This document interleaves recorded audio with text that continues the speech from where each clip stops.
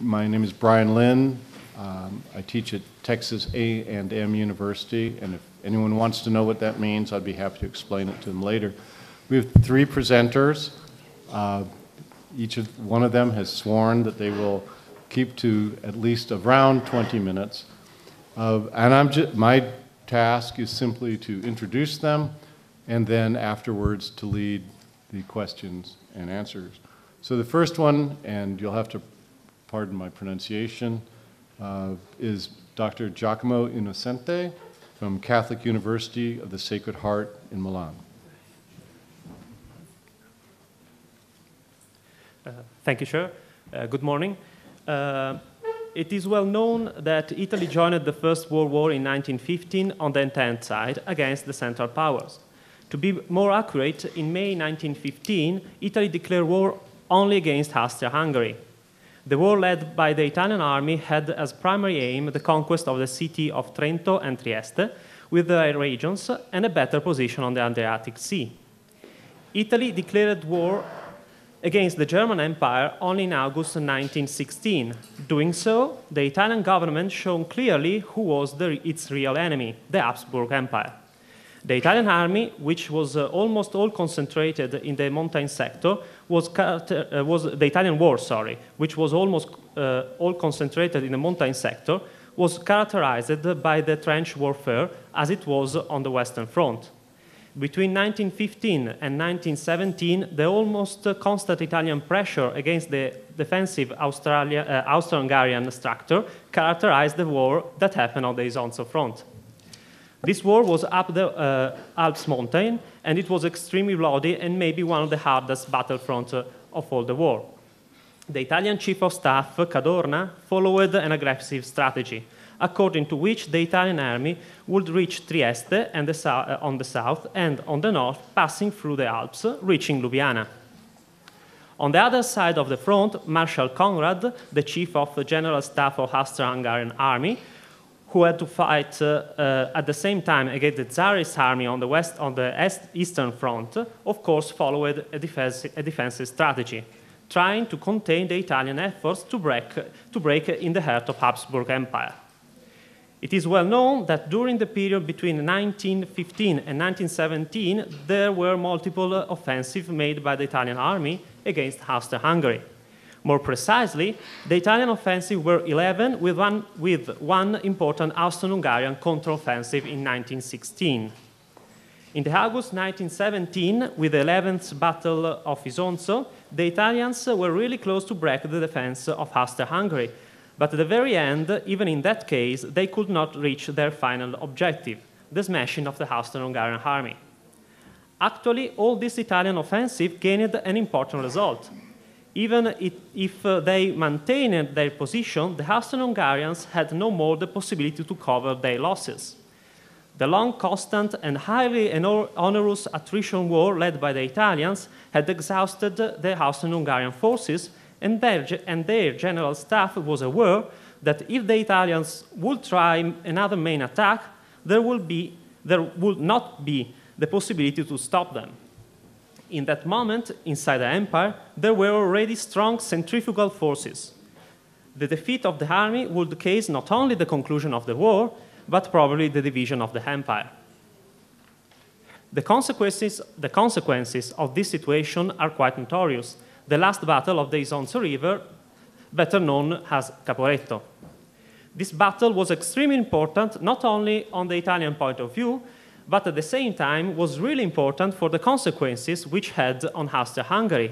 In fact, Vienna had to ask to Berlin for help, because there was the possibility that the Italians make another offensive, and there were not enough troops to protect the front. The German General Staff sent 6th Division to help the Allies, not to defend them, but to support and lead them in an offensive against the Italians. The great Austro and German offensive, perfectly led by the Marshal Otto von Below and supported by the Boroyevich army group, succeeded in pulling back the Italian army. Apparently, this offensive created the best situation for Austria-Hungary. The Italian army had to retreat. The Italians were far away from the borders, and they need a lot of time to reorganize before trying another attack. In reality, the situation was not so good for Austro-Hungarians. The Italian army was defeated but not destroyed. The Austro-Hungarians lost their defensive position on the Alps and overstretched their communication and support lines. On the contrary, the Italians now hold a good defensive position and on the Monte Grappa and along the River Piave. And they have the support of a good logistic support, thanks to an extensive railway system, and, more important, there were some Allied divisions, French and British, in northern Italy to support them. And now the Austro-Hungarians were in an unusual situation because they were in a new strategic disposition. If they had wanted to win the war, they would have to attack, and in that case, they were in a situation of strategic inferiority. The situation did not change in 1918, even if Russia was no more a threat for the Central Power because of the revolution. In Austria-Hungary, there was a problem of distribution of foodstuff, and the army on the front line was tired of the war. At the same time, Germany did not agree to send more food supplies to its ally, so Austria-Hungary had to find its way out of the war. There were some secret discussions about a separate peace between Vienna and the Allies, but without involving the Italians. The position of the Italian government made impossible this solution. As a matter of fact, the Italians did not want that the war end with a part of Italy's territory still under the control of Austria-Hungary. There was another thing that made it impossible to find a negotiated solution. In these informal peace talks, Vienna made clear that Trento and Trieste would remain part of the empire. This condition, of course, were unacceptable for Italy. So the war on the Piave front went on. The new Italian chief of staff, General Diaz, was quite different from his predecessor. Cadorna was aggressive, Diaz was passive, and spent its time reorganizing his army, waiting the enemy offensive, improving his defenses, and studying the defensive tactics used by the British and the French. The validity of his strategy became clear during the Second Battle of Piave, the so-called Solstizio Battle, that happened between the 15th and the 24th of August. The Austro-Hungarians had to attack because Germany pretended an offensive that supported their operation on the Western Front, and they couldn't give that order because Austria-Hungary was even more dependent to them, in particular for food supplies. Another important reason to attack was that the situation inside the empire was becoming more complicated because of the economic and social situation. The latter was the major threat for the unity of the Habsburg dominion because the centrifugal forces were getting stronger. So an offensive was in order, but as I said before, the strategic situation was in favor of the Italians. The mistakes made by the attackers, including organizing two major offensives at the same time, one of the mountain sector of Desiago, led by Conrad, and another one on the river Piave, led by Borojevich, weakened the Austro-Hungarian effort to surpass the Piave and to conquer the other side. Entering the Po Valley was impossible, and the Austro-Hungarian army had to retreat. That was the last attempt made by the Austro-Hungary army to attack its enemy. By that moment, they were in a defensive position, waiting some resolution on the Western Front. The real thing was that the war was over on the Italian front. With this sentence, I do not mean that there were no more fights, but I mean that Austria-Hungary had no more the capacity to conduct an offensive war, and that the initiative was only on the Italian side. The Austro-Hungarian General Staff knew that the empire was really close to collapse, and the only instrument that was holding and was capable to maintain united the empire was the army. So it was vital to keep it safe. This fact, the maintenance inefficiency of Austro-Hungarian army as an essential tool for the empire unity, was well known by the Italians. They knew that if Austro-Hungarian army was smashed, there would be high possibility that all the empire divided, and so it would be easier for the Italians to occupy more part of the previous Habsburg domination. The Italians did not use only the military power to defeat Austria-Hungary, but of course they used a diplomatic instrument. As already happened on the Eastern and the Western Front, was made the decision to create units composed by previous prisoners of war of the Austrian-Hungarian army. Actually, was created a division made by Czechoslovaks who were deserters of the Austrian-Hungarian army or prisoners who volunteered to enter in this new unit. It was extremely important that on the 21st April 1918, the Italian Prime Minister, Vittorio Emanuele Orlando, signed an agreement with the National Council of Czechoslovak people. With this arrangement, the Czechoslovak division was recognized as a military unit of the Czechoslovak state. As a matter of fact, with this act, Italy recognized the creation of a new country, if the Habsburg Empire would be defeated, of course. In 1918, there was another important fact. Between the 8th and the 10th April in Rome, there was the so-called Congress of Oppressed Nationalities from Austria-Hungary. At the process, there were political representatives from the different nationalities inside the Habsburg Empire, such as Polish, Czechoslovak, Romanian, and Yugoslavs. That occasion was seen by some Italians as just an instrument to weaken the empire's stability. They really do not care about the creation of new states, of new countries, in particular because they were worried about the creation of a Yugoslav state. But for some other Italians, it was really the moment to propose the creation of new states and they wanted to create a good relation between Italy and the future Yugoslav kingdom. As a matter of fact, there was not a common resolution, in particular because of the contrast between the Italians and the Yugoslav. But the conference was another step forward to the dissolution of the Austria-Hungary. Speaking again about the military situation, the conquest of the widest part possible of the empire was extremely important for the Italian government, because in Rome was well known that France was against an Italian leadership over the Balkans and over the Adriatic Sea.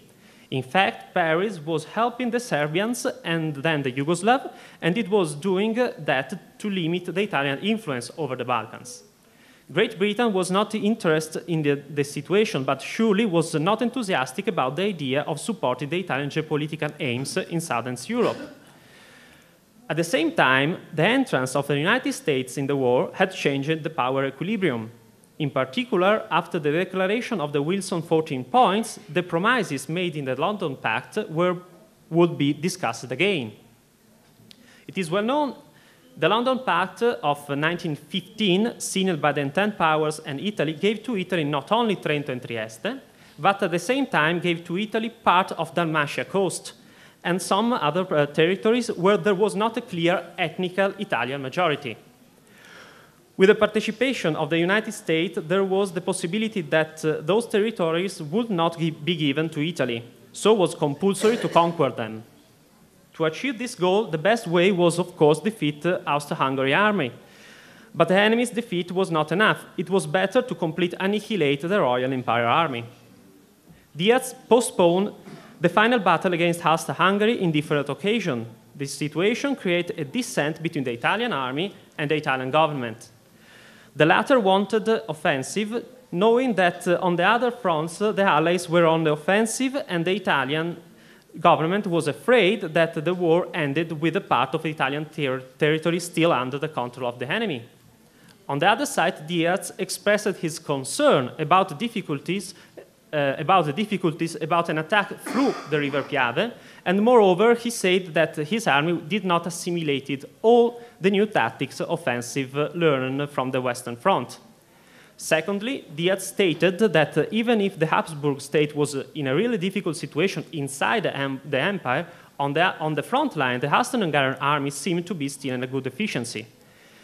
It would be better option to wait that the internal situation weakened all the Habsburg Empire, and so Austro-Hungary army would not have background to help it.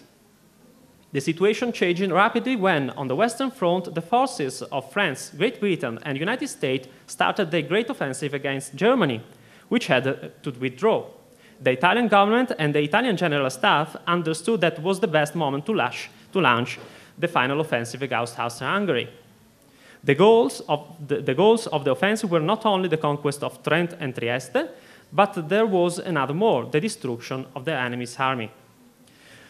That was clear at the highest level of the hierarchy, but was made clear even to the lower levels of the ranks. An example was the bulletin that Caviglia, head of the Italians' 8th Army, gave to his soldier before the battle.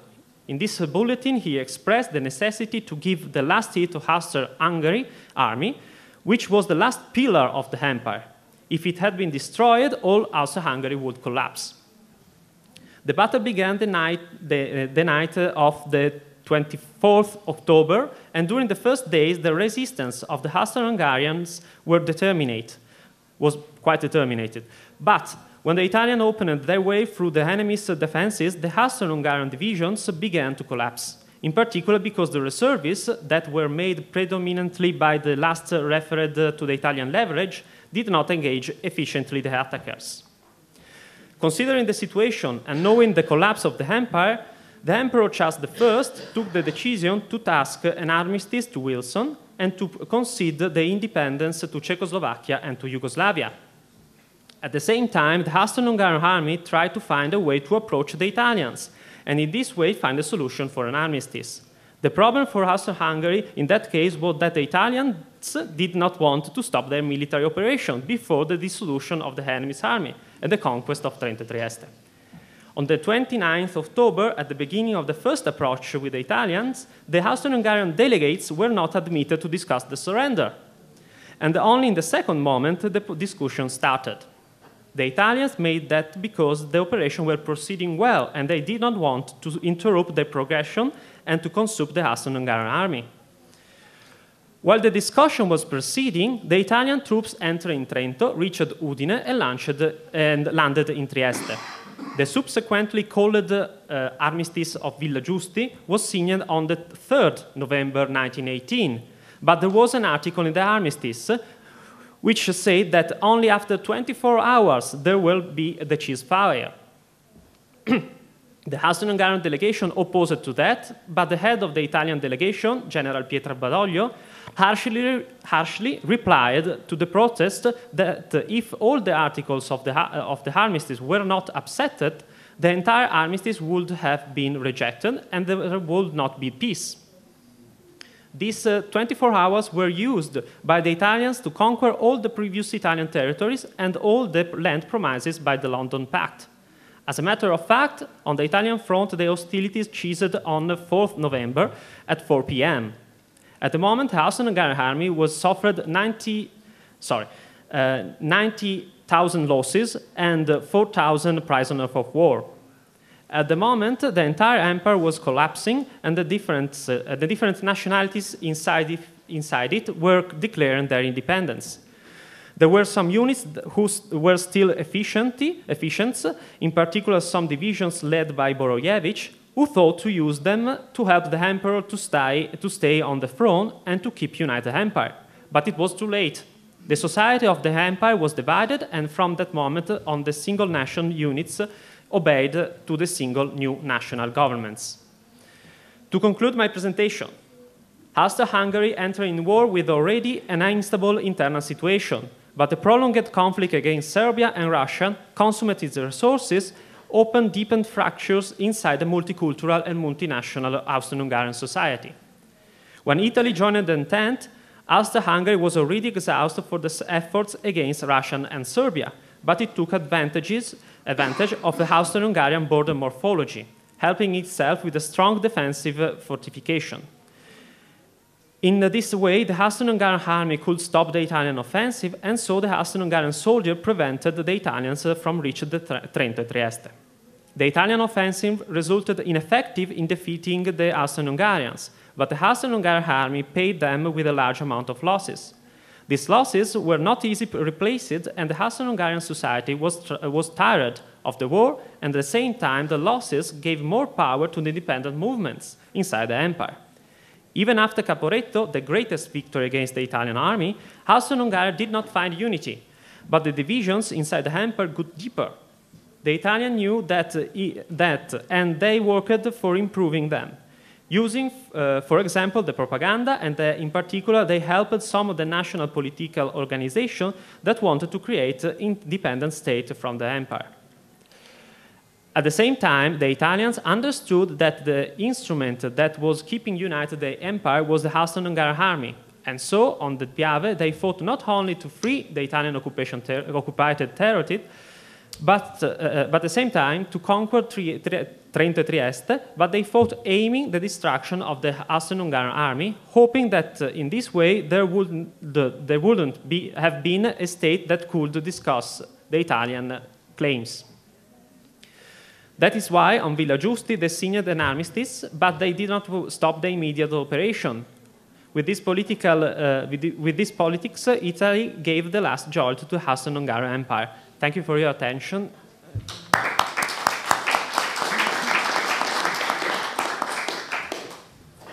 Our next speaker is Dr. Tomoyuki Hamada. He's a research fellow at the National Institute for Defense Studies in Japan. Thank you.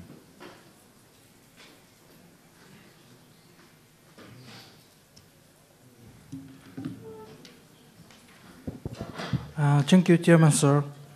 And my presentation theme, Soviet military offensive in Manchuria and the collapse of Japanese empire in August 1945. And this paper, this is a Libardia, and where is Crimea, maybe. Yes, it was held the Yalta Conference. The Yalta Conference in February 1945. This presentation, this paper analyzes the entry of the Soviet Union into the war against Japan in the final stages of the Pacific War, focusing especially on Soviet military affairs and foreign policies.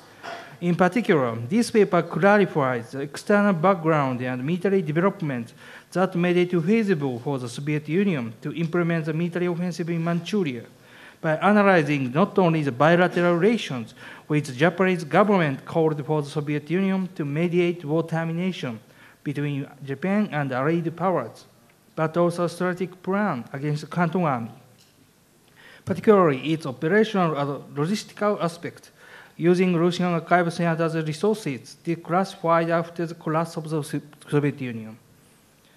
Many Japanese historians predominantly focus on the theme of war termination and the question why the Japanese leaders could not end the war before the atomic bombing to Hiroshima and Nagasaki, and not prevent the Soviet military offensive in Manchuria.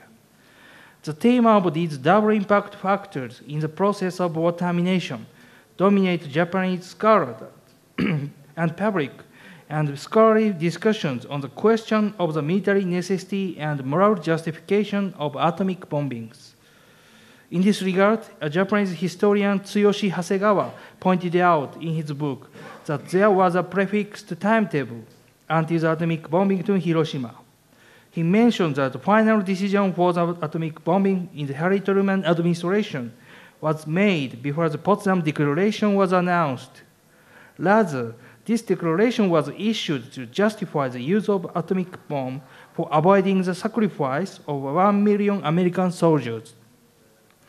Informed by these existing historiographical point of view, this presentation examines that the Soviet leaders were behind the scenes, prepared offensive operation and military logistics for the invasion of Manchuria, while the official background for the war against Japan was being laid through the international conferences between the head of Allied powers and disputes on right and interest in East Asia.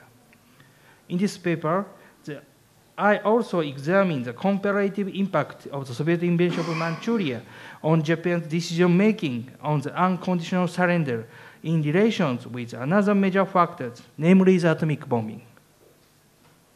Okay. And this is the Japanese Prime Minister Kantaro Suzuki.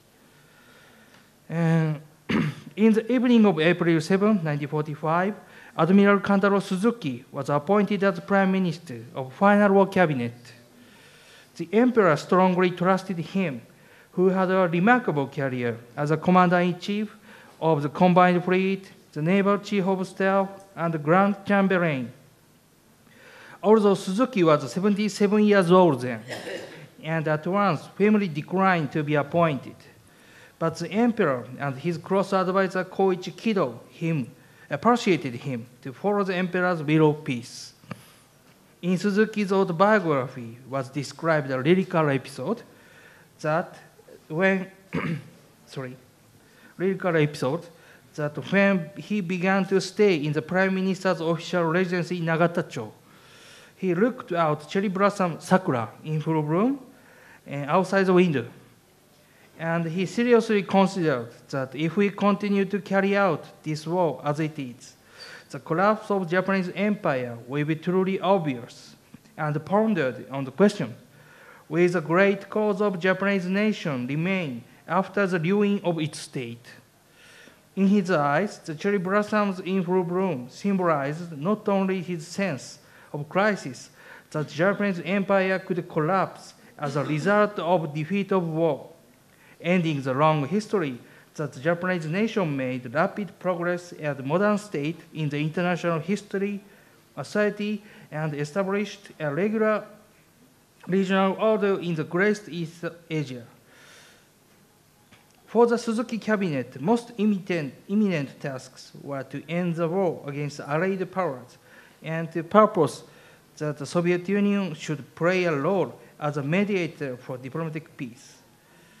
But one of the biggest difficulties that faced his cabinet was that the Soviet Union refused the automatic extension of the Japanese-Soviet Neutrality Pact concluded in 1941. In this time, the Soviet People's Commissar, Foreign Minister Molotov explained to the Japan's ambassador in USSR, Naotake Sato, that when this pact had been concluded, there had neither the Operation Barbarossa nor the attack on Pearl Harbor occurred. But the international situation drastically changed, and now this pact loses its meaning and it is impossible to extend the term of validity. In response to this diplomatic notice, the Suzuki cabinet and its Imperial General Headquarters did not abandon their hopes of diplomatic peace and recognized that the Neutrality Pact would remain valid until April 25 of the following year. The Japanese Foreign Minister Shigenori Togo pointed out that it would be meaningless to develop diplomatic relations with other countries for the purpose of preventing the entry of the Soviet Union into the war against Japan. What was important here was that most Japanese politicians and generals believed that the validity of this pact certainly left one more year, and in particular, Prime Minister Suzuki regarded Joseph Stalin as a certain degree of reliable leader in the Allied power. Furthermore, the Nazi Germany unconditionally surrendered to the Allied power at last, which turned the war situation further against Japan. Under these circumstances, the Japanese Supreme War Leader Council was held on May. Prior to the council, Togo suggested that the council should be strictly off, limit to the prime minister, the foreign minister, the army ministers, naval minister, the army chief of general staff, and the naval chief of staff. Underlining such suggestions was Togo's political hardships as the foreign minister who was directly responsible for the initiation of the Great East Asia War. Togo warned that the army's young and middle hardliners insisted on the war continuation, and they never permitted to mediate for diplomatic peace. He desired to debate freely and frankly about the way of ending war and of diplomatic peace with the Soviet Union without leaking governmental secret through their assistance. His suggestions was accepted among the members of the Council, which decided to strive to prevent the entry of the Soviet Union into the war and to keep its favorable neutrality. In order to advance the relations with the Kremlin, they also considered to abandon the Portsmouth Treaty and the Japan-Soviet Basic Convention, and thereby offered the Soviet Union a range of concessions. The Foreign Minister Togo had confidence in the success of negotiation with the Soviet Union, and in his memoir, he wrote that the Japanese government did not get enough diplomatic conditions to negotiate with other states like Sweden, Switzerland, and Vatican City for the ending war. he had an experience to conclude the ceasefire agreement in the Nomonhan incident, regional conflict, in 1939, as Japan's ambassador in USSR with Molotov. In this regard, Togo's Secretary's Minister Katsumi Ono mentioned that Togo always emphasized the importance of key person or key state to end the war, and it should be limited to the major powers from the lessons of European war history.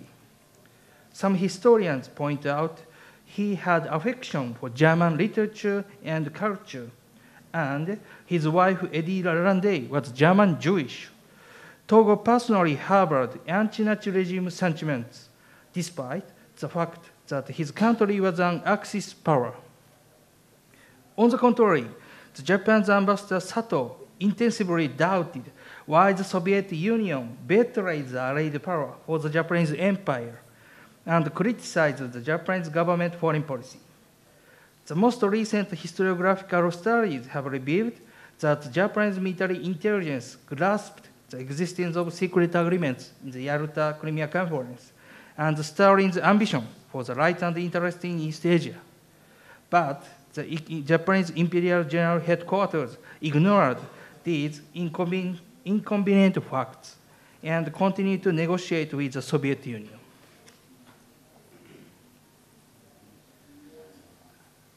Number 2. Behind the scenes, the Soviet leaders were preparing offensive operations and military logistics for the invasion of Manchuria. At the Tehran conference, Stalin had promised with FDR and Winston Churchill to attack the Japanese empire after the Germany's defeat in exchange for a second front in Europe. And again, in the Yalta conference, the Big Three decided the Soviet military offensive in Manchuria would start after 3 months from the Germany's defeat. And as mentioned above, in the Crimea, they reached the secret agreement, which guaranteed the status quo outer Mongolia, the southern part of Sakhalin, the internationalization of commercial port of Dalian, the lease of Port Arthur as a Soviet naval base, and Chinese Eastern Railroad and the South Manchurian Railroad jointly operated by the Soviet-Chinese company, and the transfer to the Kuril Islands. As a Russian historian Boris Stravinsky emphasizes, when the Soviet Union concretely began to plan the military offensive in Manchuria was in October 1944. The Chief of General Staff of Red Army, Alexander Wasilewski, planned with the General Staff and submitted an operational plan to Stalin. This plan requested more 60 divisions and sufficient supplies to conduct an offensive campaign against the Japanese Empire, and large-scale material aid from the United States. And the Soviet General Staff calculated that it took 3 months to transport the Soviet forces and supplies from the Europe to the Far East using the Siberian Railroad. On March 26, 1945, the Soviet Supreme General Headquarters Staff Car gave 2 confidential orders to the Primorsky Army Group and the Far Eastern Front. These 2 orders, entitled the Preparation for Advance of the Japanese Forces, were nominally for preventing the construction of bridgeheads to the Far East Coast and the landing operation to the territory of the Soviet Union. This became the first step to transport the Soviet forces and supplies from Europe to the Far East for entering the war against Japan. Stalin and Alexei Antonov, successor of Wasilewski, and gave confidential orders for large-scale transport from Europe to the Far East in the phased process of implementing the operation plan. Since the end of the Great Patriotic War, the scale of transport was expanded, and on June 3, the Soviet State Defense Committee, GKO, adopted a resolution. This resolution requested the transport of elite units in the Eastern Front to the Far East, comprised of the Karelian Front and the Second Ukrainian Front, 4 armies, 15 army groups, 36 divisions, 53 brigades, etc., reinforcing military capability in the Far East. In particular, 5th and 39th Arms, which fought in the Königsberg Front, were deployed to the eastern Manchuria and reorganized into the Primorsky Army Group. 6th Guard Tank Army and 53rd Army Groups, which fought in Hungary and Austria, were deployed to the western Manchuria and reorganized into the Trans-Baikal Front. Following the large-scale transport on June 28, the Supreme General Headquarters gave special confidential orders to the Trans-Baikal Front, the Primorsky Army Group, the Far Eastern Front, that intended siege and annihilation operation against the Canton Army. In these orders, each strategic goal was defined. The Far Eastern Front was ordered to invade the Songhua-Jiang to occupy Harbin. Please refer to the map. And Primorsky Army Group was ordered to invade the central Manchuria and occupy Harbin, Changchun, and Chongjin. And the Trans-Baikal Front was ordered to invade the western and central Manchuria to occupy Chifeng, Mukden, and Changchun, combined with the Mongolian army. As an important point, their operations were carried out from 3 sides, and all preparations for the invasion were completed by August 1. Then, the Soviet leaders assumed the timing of invasion was in the middle of this month. By the end of July, about 1.5 million soldiers were gathered in the Far East. The military logistics of the Red Army also played essential roles in the implementation process of the military offensive in Manchuria. General Andrei Frylyov, the chief of logistics in the Red Army, managed to transport large-scale military supplies using Siberian railways. According to the Russian archives, on April 13, 1945, the Far East Railroad district was established in Chita, and about 6,000 kilometers railroad between Novosibirsk and Vladivostok was used for the military transport of 24 round trip per day until May 1, 30 round trip per day until August 1, and 38 round trips until October 1.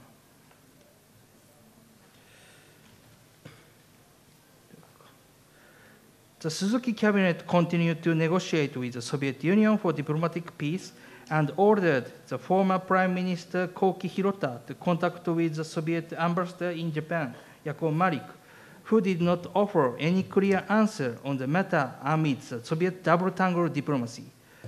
At the Imperial Council of June 22, the members of the Supreme War Leadership Council decided to concurrently prepare for possible battles in mainland Japan and pursue diplomatic peace.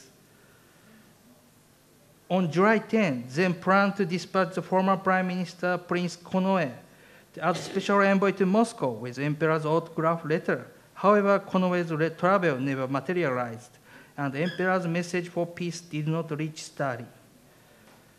During the Potsdam conference, Truman understood the success of the nuclear test in Alamogordo, New Mexico, and dramatically changed the U.S. war plan. In American views, the Soviet invasion of Manchuria was no longer indispensable for the victory in the Pacific War.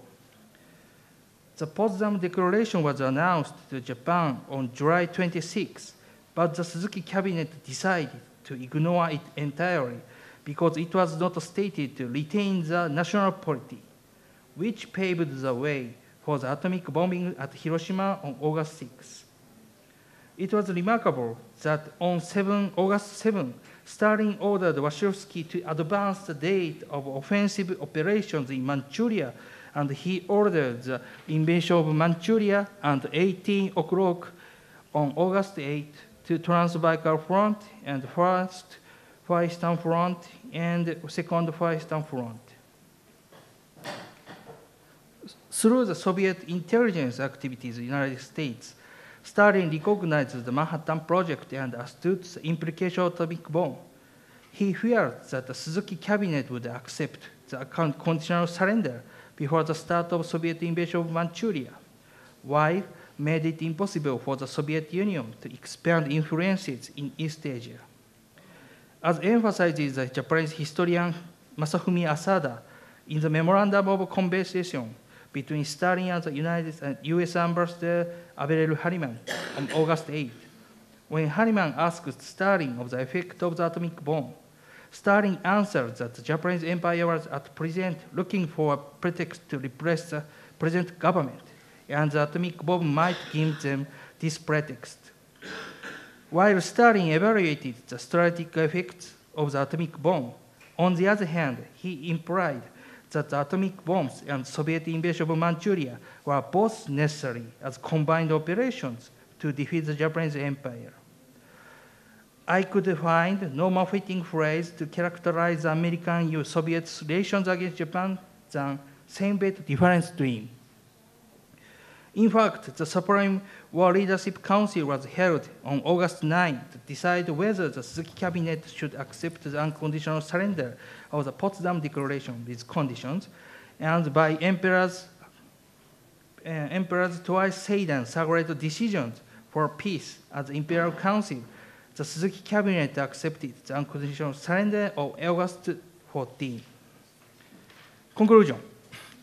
While the international environment was being laid through conferences with the Allied powers, Soviet leaders were behind the scenes preparing offensive operations and military logistics of the invasion of Manchuria. In particular, the Soviet Defense Committee and the Supreme General Headquarters played central roles of war leadership against Japan. The hope for diplomatic peace of Suzuki cabinet was never realized in August 1945. Although the war came to end in mainland Japan on August 15, the Soviet invasion expanded to the southern part of Sakhalin and Kuril Islands, where are guaranteed of the secret agreements. And on August 23, the Soviet Defense Committee adopted a resolution on the acceptance, accommodations, and labor use of 500,000 Japanese POW. Meanwhile, Truman decided the Japanese occupation policy should be implemented solely by the United States, even in the risk of deteriorating the relations with the Soviet Union. The collapse of Japanese empire consisted in the end of World War II and the prelude of the Cold War.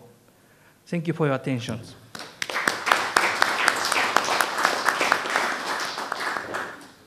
Thank you very much. And our last speaker is Colonel Miroslav Morozov, Deputy Chief Researcher of the Institute of Military History of the Academy of the General Staff of the Russian Armed Forces. Thank you. Thank you. Dear ladies and gentlemen, dear ladies and gentlemen, in my speech, I don't plan to go into an enumeration of the diverse results of the First World War. They are all fairly well studied and in likelihood known to you. Instead, I would like, on the basis of the brief presentation of the material, to express the point of view of modern Russian historical science of the consequence, especially the long term, of this great war, and to show certain parallels between what was happening in the interwar period and what is happening in the world now. Here is, you can see some books which were written in our military institute about Great War, so this theme is not new for us. The First World War was at that time unprecedented in its scale and fierce military conflict in the history of mankind. Its impact and consequence have been manifested for a long time in a variety of areas. First of all, I would like to note that the world map in 1918 underwent changes of a geopolitical nature. Four empires have ceased to exist: the Russian, German, Ottoman, and Austro-Hungarian. The later two being divided into many states that never existed before. In a number of countries, radical political changes took place. So, after the October Revolution in Russia, socialist revolution swept in Finland, Germany, Hungary. In other countries, there was unprecedented rise of the revolutionary movement, and in the colonies, an anti-colonial one. This, it would seem, confirmed the prediction of the founders of the communist theory of the inevitable death of capitalism. About the same evidence, the emergence of the Communist International, the coming to power in a number of countries of socialist parties, and finally, the largest conquest of power in Russia by Bolsheviks. True, communist Russia failed in 1919 and 1920, spread the revolution around the world. The Bolshevik spark fired up in Hungary and Bavaria, but they were quickly extinguished. Nevertheless, the threat of communist intervention persisted in Western Europe and through 1920s. I would also like to recall the material results of the war. They were catastrophic for the economies of the most countries, as they resulted in widespread long-term economic crises, which were based on a gigantic economic disparities that arose in the war years. Only direct military expenditures of the belligerent countries amounted to $208 billion. Against the background of the widespread decline in civil production and the living standards of the population, the monopolies connected with military production were strengthened and enriched. Thus, by the beginning of 1918, German monopolies accumulated about 10 billion gold marks as profit. US monopolies about 35 billion gold dollars, and so on. Having strengthened during the war, monopolies began to influence the governments of their countries more and more, determining the ways for future development peoples and countries. In the war, more than 20 billion people died, half of whom were civilians. Such a share of victims of non-combatants had no analogues in the relation of the war of the 19th century. The natural result of this war, a change in mass consciousness. First of all, the war dethroned the success of civilization, proved the illusory nature of new cultural achievements. It dealt a final blow to the concept of enlightened Europe of the new times, in which, it would seem, there was no room for barbarity and cruelty.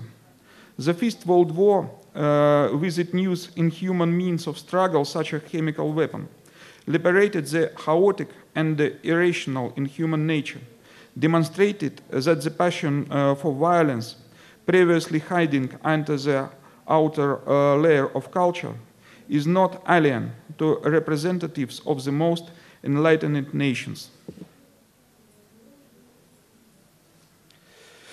After the war, racial and national instincts came to the place of eternal bourgeoisie and socialist wars. In all the belligerent countries, democracy was to some extent collapsed. The sphere of market relation narrowed, giving way to a right state regulation of the sphere of production and distribution in its extreme forms. These trends contradicted the economic foundation of Western civilization. But these ideas were born in the West and received the widest distribution. In particular, General Erich Ludendorff, in his book Total War, proposed throwing overboard the definition of war made by the German military theorist Clausewitz. In his opinion, modern conditions required that the war should not be a continuation of policy, but politics was a continuation of the war, and as a struggle of the nation for survival in which there are no prohibited methods.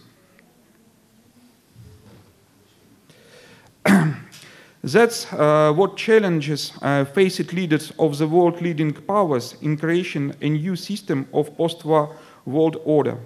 An additional complication was the fact that the more than a half of guarantors of the old system, the Vienna Congress of 1915, simply ceased to exist. Such an attempt was made at the Paris Peace Conference, which culminated in signing of the Versailles Peace Treaty with Germany and a number of other treaties with its former allies. It should be noted that the principal issues of the new world order were solved by only three world leaders: US President Wilson, British Prime Minister Lloyd George, and French Clemenceau, which in itself spoke of one-sidedness and the insufficient legitimacy of the system being created. According to the Treaty of Versailles, the territory of Germany was reduced by 70,000 square kilometers. She lost all colonies. Military articles obligated Germany not to impose military service, to disband all military organization, not to have modern types of weapons. Several million German-speaking people were outside the borders of Germany, subject to various kinds of discrimination. Great repatriations were imposed on the defeated country. Many issues of its future development were subjected to external regulation. France and Britain wanted Germany to pay all war bills, including their military debts to the United States. In the end, Germany had to pay only for the damage caused to the civilian population. The total amount of all repatriations exposed to Germany in May 1921 amounted to 132 billion gold marks, and in fact was not too excessive, but it could be paid by a prosperous, stable Germany operating in a free international market, when England and France did not hurry to let it go. At the same time, the Entente leader hoped that the political development of Germany would be more democratically. However, the peace treaty in its implemented form weakened democratic tendencies, but strengthened the nationalist feelings of the people of the loser. Nowadays, the terms of the agreement caused a negative assessment of the majority of historians and political scientists. Diplomatic documents rarely hit so far past the goal, Henry Kissinger wrote in his book, The World Order. As happened with the Treaty of Versailles, too punitive for reconciliation, too soft to prevent the revival of Germans' ambitions. The end of citation. It is interesting to note that there were contemporaries who saw a predictable final of the created system. Having familiarized himself with the terms of the treaty, the commander-in-chief of Allied forces, Marshal Ferdinand Foch, declared, "This is not a peace. This is a truce for 20 years." Versailles fixed the process of the formation of a number of new states in the center, in the east and the southeast of Europe. The will of the peoples of these countries to national self-determination was, in a sense, used by the creators of the Versailles system to create so-called sanitary cordon, which, depending on the situation, could be used as a military instrument of the Entente, both against Germany and against Soviet Russia. The next important decision of Versailles was the creation of a new international organization, the League of Nations, which was called upon to take care of ensuring peace and security. In general, the Versailles system reflected the realities of the outcome of the First World War, given clear preference to the victorious powers, first of all, England and France. At the same time, they themselves, having experienced a tremendous strain in the war years, were not strong enough to act as the guarantors of its observance. After the resignation of President Wilson, United States focused on solving domestic problems. For Russia, the primary outcome of participation in the First World War was a severe economic and political crisis that was resolved by the October Revolution and the ensuing civil war. The human and material losses of Russia in this war were much higher than those of the First World War, but this did not stop there. The government of Lenin also adhered to the slogan of the right of nation to self-determination, but represented its implementation in the form of the Confederation of Soviet Republic, into the territory of which the revolution were be exported from Soviet Russia. This predetermined the fierce nature of the civil war on the territory of the national borderlands of the former Russian Empire. In a number of clashes, the Bolsheviks gained the upper hand, the others, the national government supported by Entente.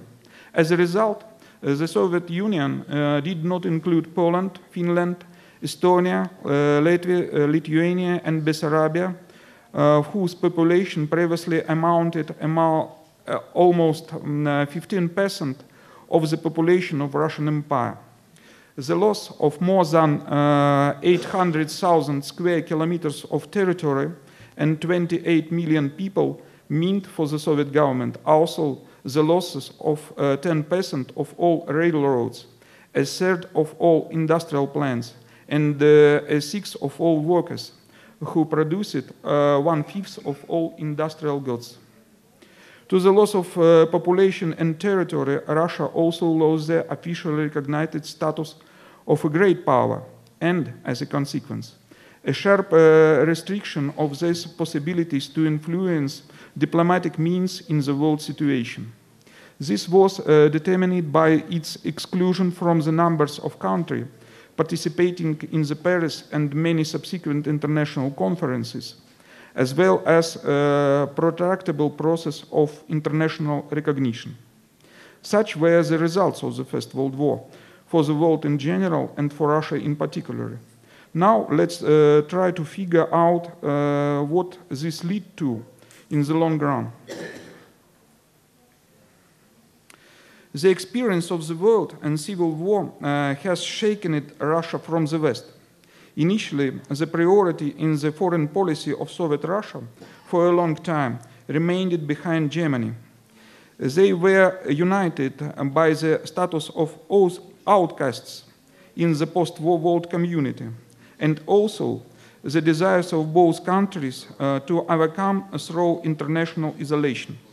Soviet Russia needed to obtain loans and industrial tools for industrialization. Germany was interested in overcoming, with the help of Russia, the restrictions imposed on it by the Treaty of Versailles. Both countries managed not only to achieve their goals, but also significantly change the very nature of interstate relations, make them more trustworthy until the moment when Hitler came to power in Germany. The events of international period showed that it was the Versailles decisions that contributed to the achieved development in Germany of the ideas of revenge and nationalism. The majority of German political forces declared the struggle against humiliating decisions and restrictions imposed on the largest power in the center of Europe as a top priority. An important role in the warming up the revanchist sentiments was played by the economical crisis of the 1929-1930 as a result of which the most reactionary Nazi party came to power in Germany, using the idea of national humiliation as a main stimulus for rallying the German people. Paradoxically, in a sense, Germany had a stronger position after the First World War than in 1914. The alliance between Russia and the West disintegrated. Poland, which took place of Russia in the plans of French General Staff, was not a world, but only a regional power with a corresponding military potential. The West was torn by mutable contradictions, political and economic crises, as a result of which it had to concentrate on solving its own problems. As a result, the network of small countries formed around Germany by Versailles decisions soon fell under the influence of German giant. The aggravation of conflicts willy-nilly forced the successive governments of these countries to occupy an inconsistent, ambiguous, and sometimes adventuristic position on all issues of European security. Then to go the rapprochement with the USSR, then to flirt with Germany, which for most of them ended very sadly. In the situation at the beginning of 1930s, the Germans no longer need to build a fleet better than British and an army better than a coalition of the whole world. It was necessary simply to master, step by step, the influence in small neighbors, including them in its political and economical orbit, using the apparent weakness of Western democracy. The United States, interested in the return of the military depths of European countries, contributed to the speedy restoration of German industry. Moreover, American and British monopolies viewed Germany as a natural counterweight to Soviet Russia and closed their eyes to the hidden and then more and more obvious violations of the Treaty of Versailles. After all the losses of the First World War, Germany, following the path of revenge, could become even stronger. By the mid of 1930s, this was a more dangerous enemy of the West in conditions when Russia ceased to be a Western ally. Approximately similar situation was developing in the Far East. Japan, which did not actually participate in the World War, strengthened its positions in the Pacific and the Far East, especially in China. Almost half of the China's foreign trade was in her hands. Accordingly to the Versailles Treaty of Japan, a significant part of the German inheritance in this region was obtained. To country of the rising sun became a serious rival of the United States and Great Britain in the Far East. However, this did not satisfy her growing appetite. At the end of 1931, she launched an open aggression against China.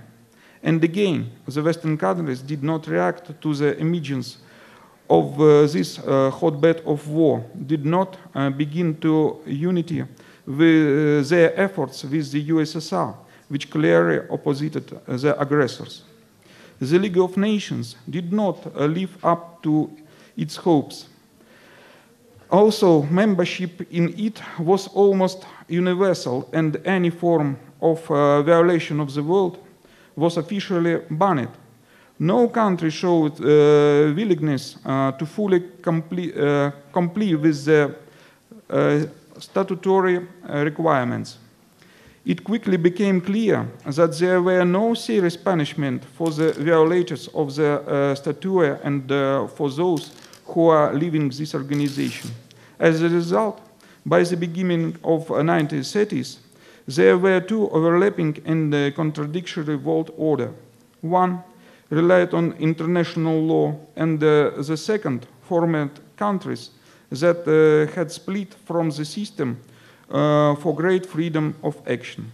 Thus, the decision to establish the League of Nations did not guarantee the success and effectiveness of such an organization.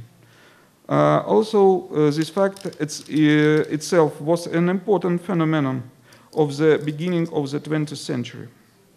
The system of collective security, which tried to create the League of Nations, the countries of the West and the Soviet Union, did not take shape because of different approach to understanding this problem for all those who were interested in it.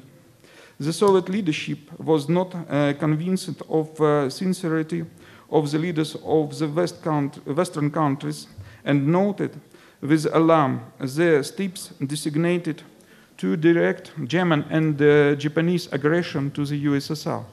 Western leaders, in turn, did not trust to the Soviet Union, considering in a bulwark of world communism and democratic country. Even in the critical days of 1939, they were not able to overcome their fear and dislike of Soviet Union, thereby pushing in towards non-aggression. Now I go to end of my presentation. Thank you. From the point of view of Russian international science, the parallels between the situation of the late 30s of 20th century and modern one are quite clear. First, a thorough study of the lesson of the interwar period and the collapse of Versailles system does not prevent many Western politicians from repeating the same mistakes that were made in their time towards the post-Versailles Germany. Expansion of NATO to the east in violation of previous agreements, attempts to interfere in election in Russia through 1990s and on the post-war territory up to this day, the organization of color revolutions, pandering discrimination against the Russian-speaking population in the Baltic states, ignoring neo-Nazi manifestation in the same countries and in some other countries, strategic partners of the European Union. The information war deployed by the leading Western media creates a very difficult situation for the development domestic and foreign policy in the Russian Federation. Nevertheless, the president, the government, and the people of Russia are not sleeping like in Germany in the 1930s towards xenophobia, rhetoric of nationalism and hatred. A perfect confirmation of this is the result of recent World Cup in Russia. The cordiality with which the Russian people meet the leaders of foreign countries and foreign fans. Secondly, as the cities of 20th century, the West and Russia need each other in order to unite their efforts against the common enemy. Now this enemy has become international terrorism. The understanding of the importance of such interdictions can be heard in the statements of the leader of many Western countries. But in practice, we have to deal with the facts of foreign support of terrorism in Syria and previously in Chechnya, including those carried out by some NATO countries. Such an approach cannot be affect the level of trust between the sides, turning all the mutual efforts into meaningless negotiation and statement. It seems that in this situation we, as historians, need to be constantly reminded at any possible level about historical lessons, parallels, and about what can be neglected by them. Thank you for your attention.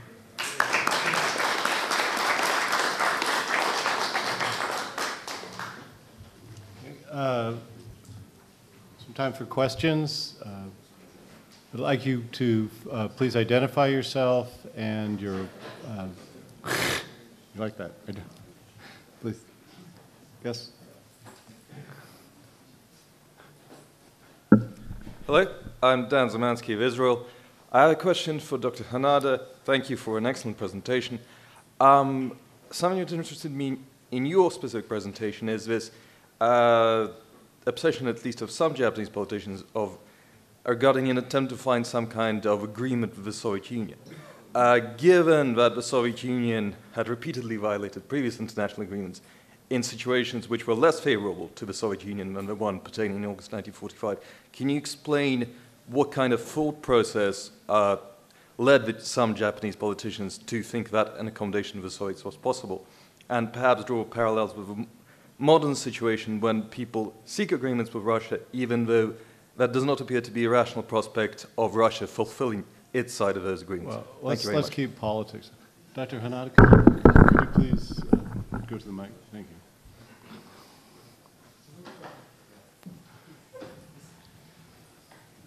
Thank you for your question. As for the what termination? No. Excuse me. One more time, please. Yes. Yes. From the mic, please. So the main point of the question is, why did some individuals, leaders involved in Japanese diplomacy try or think it possible that to create some kind of agreement with the USSR in August 1945? Okay. So thank you very much. And in this era, it was impossible to negotiate with the United States, impossible, and Great Britain, because, as mentioned, that the army's young and middle hardliners and persisted on war continuation. And in Japan, there was an experience to like a coup d'etat in 1936 of the Japanese young soldiers. So, and the Suzuki cabinet had the only option to diplomacy with the Soviet Union. Dr. Coram, please. Can you, excuse me, sir, Dr. Hanada, I have a question for you, if you can go up. There's an interesting historical dispute in the United States, or among some historians, about how much of a shock the Russian invasion came.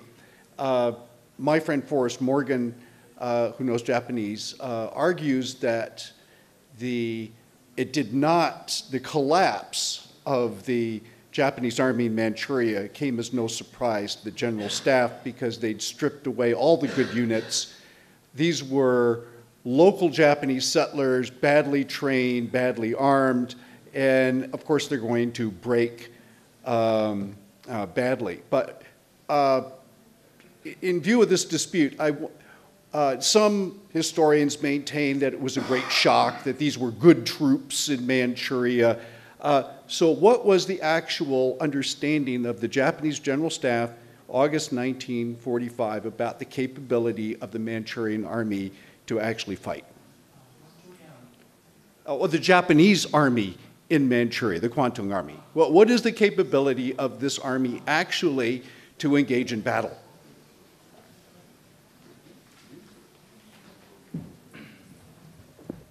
Thank you very much. In the August 1945, it calculated about 700,000 soldiers were stationed in the Manchuria, but most of them were amateur almost, and most soldiers and most army and navy and most soldiers died in the Pacific War, almost, and calculated 700,000 soldiers were staying in Manchuria, but all not lost the power of war. So the question is, these were not very good troops, or they were not very well armed either. Is that the case? Yes. Okay, thank you. Can I use the chair's prerogative to ask perhaps some of our Russian colleagues if there's information from their side on what they thought of the capabilities of the Manchurian army? Does anyone? Yes, please, thank you.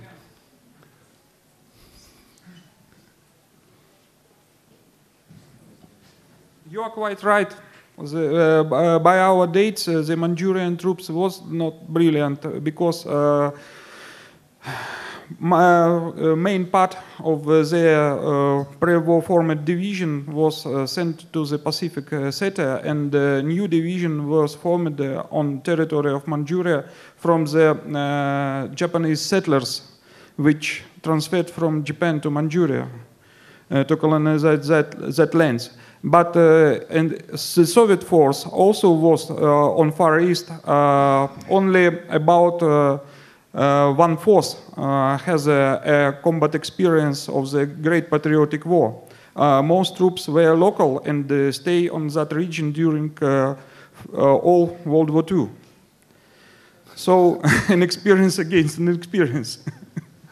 They had chance also because very many concrete fortification installation were created on the border. So it is greatly strengthening their defense. But our Guards, 6th Tank Army from Manchuria, from Mongolia, went from the open flank, this position. And this is collapsed the Kwantung Army. Thank you. Thank you very much. Yes, please.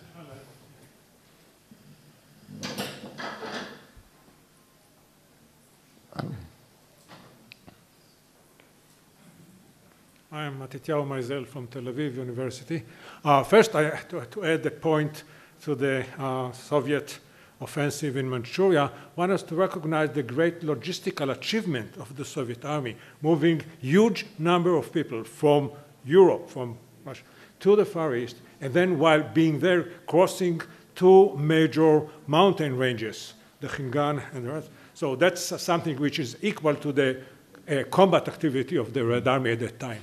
But what I have in mind is a question to Colonel Morozov, Polkovnik Morozov, on the general view of the First World War in world affairs or in Russian history.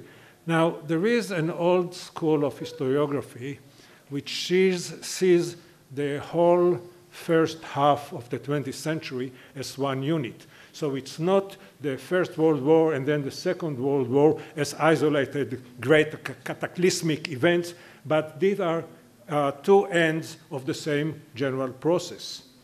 Now, if we think that the crisis in Europe or in the world, as Colonel Morozov pointed out, of the First World War brought new crisis ahead of time, then we have also to think, isn't it that the First World War is the mother of the Second World War?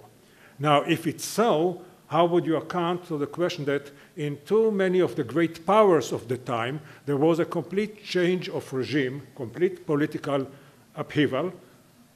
Just look at Germany, at the Ottoman Empire, to say nothing about Russia, of course. That's the greatest event of them.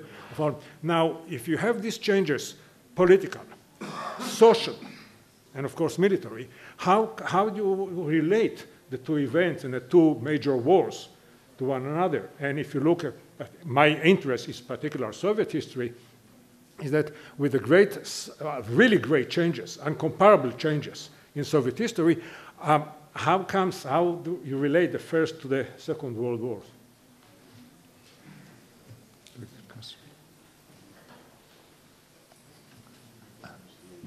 Theme for the next conference. Thank you for your question. Of course, I completely agree with your question. And we have now an opinion in Russia that maybe we should tell about one great war from 1914 to the 1945. Great war with shortly не peace time, перемирие, как это? Перемирие. The short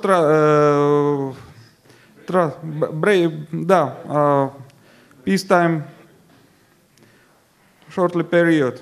Great war, this period. For example, as you probably know, 100 years war between England and France also had some activity periods and some peace periods between them, between the war periods.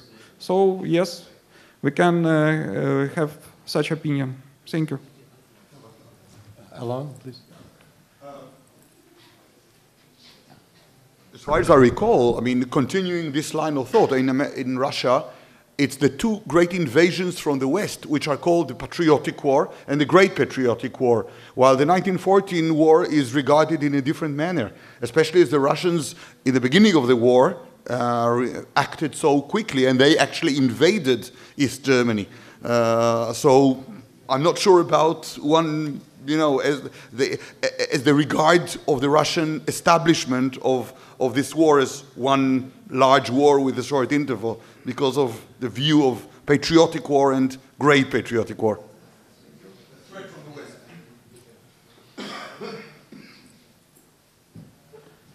West. Thank you for the question. Probably you know that in 1914, when began the war between Russia and the German Empire, Russian propaganda claimed this war as a patriotic war in comparison with war against Napoleon in 1812 years as a patriotic war. But I think that the Russian population on that time did not support this slogan, because you know that during the said years of the First World War on Russian territory, Russian national regions were not occupied by German troops.